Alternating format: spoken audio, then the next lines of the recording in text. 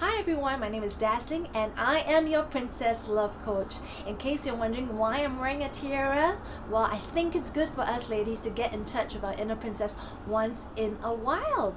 Okay, so one of the questions I get asked from time to time is, Dazzling, how do I meet my Mr. Right? Or rather, how do I increase my chances of Mr. Right? So the common misconception of this kind of question is that, the assumption behind it is, do I look harder? Do I look in places that I might have missed in the physical sense? Like, should I go to the bar? Should I go to the library? Should I go to church, etc.? Some of these places could be viable ways of meeting Mr. Right, but what I'm really talking about here tonight is increasing your options in terms of having a paradigm shift or reconsidering your options. So the first way of increasing your options of meeting Mr. Right is considering younger men. That's right, read my lips, younger men. And by that, of course, I don't mean being a cradle snatcher and dating someone in high school when you're in 20s. Of course, I'm not talking about that. But I'm saying if you're in your late 20s or you're in your 30s or 40s, do consider someone who is younger. So let me give you an example. I have a friend or two friends who are in their 30s but happily married to men in their 20s. Enough said. So they're really happy right now, and one of them even has a kid, so this is just not my mere speculation but observations that I've made over the years. But of course, this varies with the relative maturity of the guy. Firstly, he has to be relatively mature, and in some cases their career might not be as established as yours, but if you're patient, you give them time to grow, and not necessarily grow up, but time to grow or to catch up with you, then this is clearly one very good pocket of men to consider. So the interesting thing that has changed over the years is that younger men now are more open to considering older women, simply because cultural influences have changed over the years, and younger men just do not think it is as shocking as it used to be because of the mass media. So that is one thing to be thankful for. Younger men are open to dating older women, and not just dating them, but considering and having a very serious future with them in terms of marriage and starting a family. Okay, so that also brings me to my second point.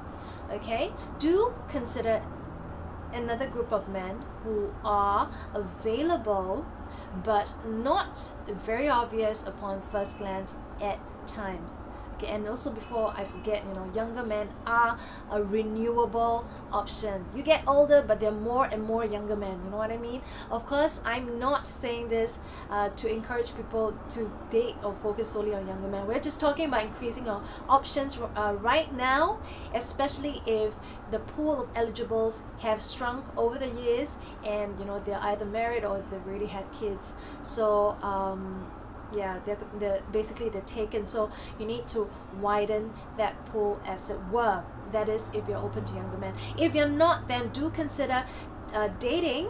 Do consider divorcees or widowers.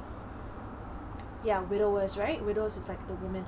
Okay, so in any case, the divorcees, it's a slightly gray area, and men get divorced for different reasons. There are those who leave their wives because of adultery, and there are those who just could not work things out with their wives. So I believe everyone deserves a second, third, fourth chance at love, but the only thing you need to be to look out for is that this man is on the road to recovery, and he's not just looking for someone to blame for his previous failures. Okay, but having said that, my friends have met divorcees who now make great husbands, and if they're willing to learn, they actually are able to be the men of your dreams, because they know what makes a woman tick. And that also kind of applies to men who have been widowed. Some of these men are really wonderful. The only thing is that they are usually in their 50s, if not 60s. Okay, so the pro to it is they come with ready-made children.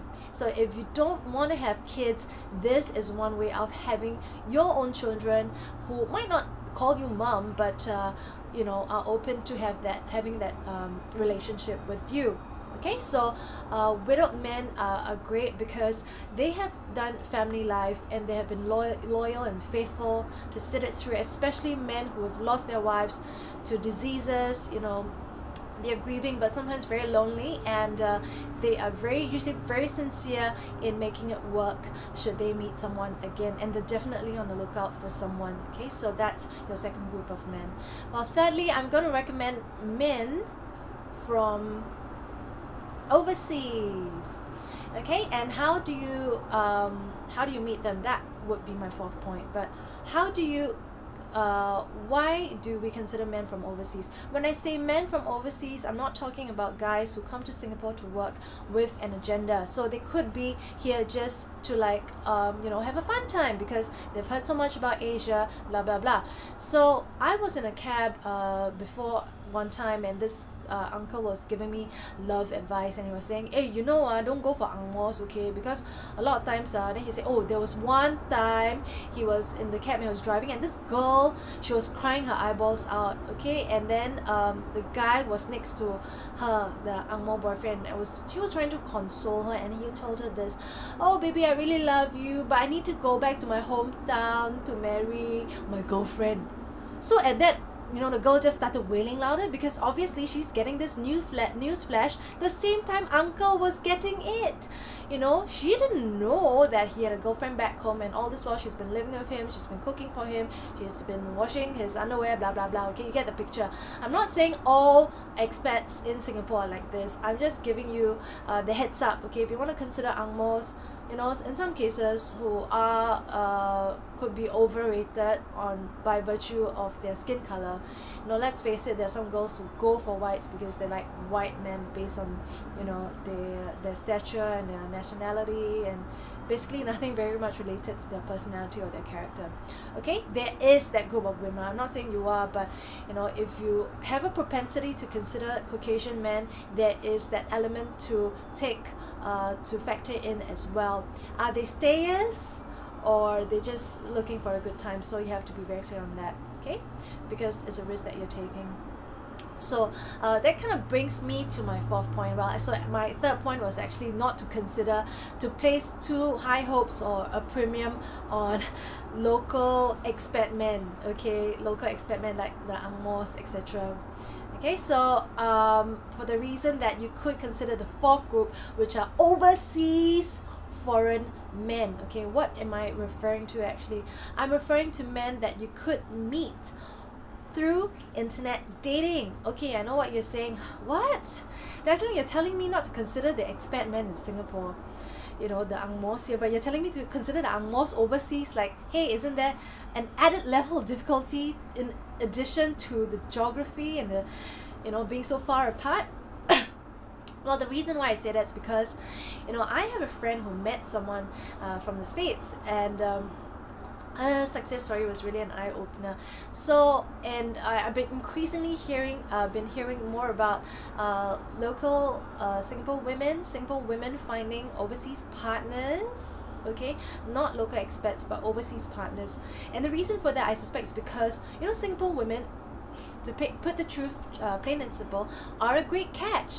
You know, on one hand we're independent, but on the other hand we're like a princess, meaning we're also in touch with our feminine self. Okay, we're not like the way maybe some of the Southeast Asian ladies are. They're very demure, they're very good at cooking, We are a product of our culture and our society and the socio-economic factors. We cannot run away from that. So you can't say, oh, I want the rambutan without the hair, I want the durians without the thorns. Okay, it's pretty much the same with Singapore women, not just Singapore women, but modern urbanized women who have a career, and with that comes the mind of their own. So if Singapore women are too opinionated for local men, and because of that we're running into problems, then I suggest, you know, taking a step back. And even after you've taken a step back, you know, you're still not able to connect with the local men here, then do consider the men overseas. And by that I'm not talking about white men necessarily, I'm talking about men in general from different parts of the world who are looking for someone who's independent and yet still in touch with a feminine self. Okay, so internet dating is not just about meeting men locally, which is essentially the same pool of guys in circulation if you were to go out there to meet them, say in social events or singles events or through the dating agencies. Okay, so it's really about widening your pool. Okay, so that brings me to the fifth way of increasing your chances of finding true love, or what I like to call attracting true love, and that is to, that's right, it's the 4-letter word, it is to pray. Because you see, after all's been said and done, you know, we really can't put ourselves at the right time and right place, whether it's at a singles event or anywhere else in this part of the world. We still very much need that element of predestination, or some call fate. Okay, I'm not going to go into that right now, but I do want to share that, you know, God has created you for a purpose, and He's created you, ladies and princesses, to be loved and to love. So that requires taking a step of faith, and beyond that and before that, foremost to pray. Because if God's your creator and you believe in that, He will give you the strength and the journey to find the peace and rest in Him first, before, you know, launching yourself out into the deep. So thank you so much for letting me share all this with you tonight, and do believe that you deserve true love, because that's what you were created for.